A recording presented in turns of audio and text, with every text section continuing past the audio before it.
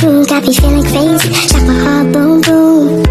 Any other boy would stare, but me, I look away, cause you're making me scared. Trying not to breathe, 1, 2, 3. Assalamualaikum warahmatullahi wabarakatuh. Perkenalkan, nama saya Winardi Mania dengan NIM 23303130 dengan dari Prodi Teknik Sipil. Di sini saya akan memaparkan dan memberikan contoh tentang kerusakan pada perkerasan lentur dan perkerasan kaku. Berikut videonya. Retak pinggir atau edge crack. Retak ini disebut juga dengan retak garis atau line cracks, di mana terjadi pada sisi tepi perkerasan atau dekat bahu dan berbentuk retak memanjang atau longitudinal cracks dengan atau tanpa cabang yang mengarah ke bahu.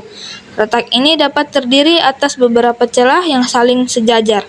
Kemungkinan penyebabnya yaitu bahan di bawah retak pinggir kurang baik atau perubahan volume akibat jenis ekspansif clay pada tanah dasar, sokongan bahu samping kurang baik, drainase kurang baik, akar tanaman yang tumbuh di tepi perkerasan dapat pula menjadi sebab terjadinya retak tepi.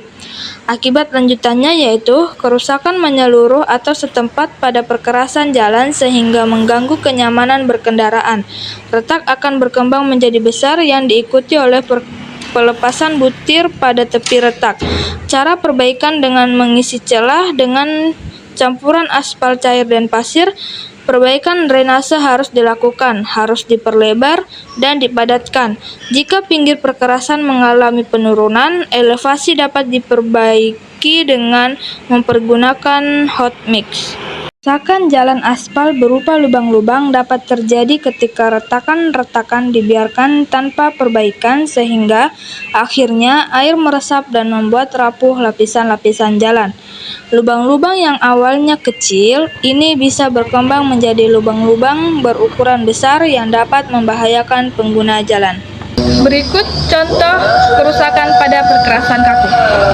Retak pada perkerasan kaku dapat disebabkan oleh beberapa faktor, diantaranya plat beton perkerasan yang terlalu tipis, pengecoran beton yang buruk, mutu beton yang kurang baik, kurangnya perawatan pada beton setelah mencapai final setting, dowel atau joint transfer system yang tidak berfungsi baik.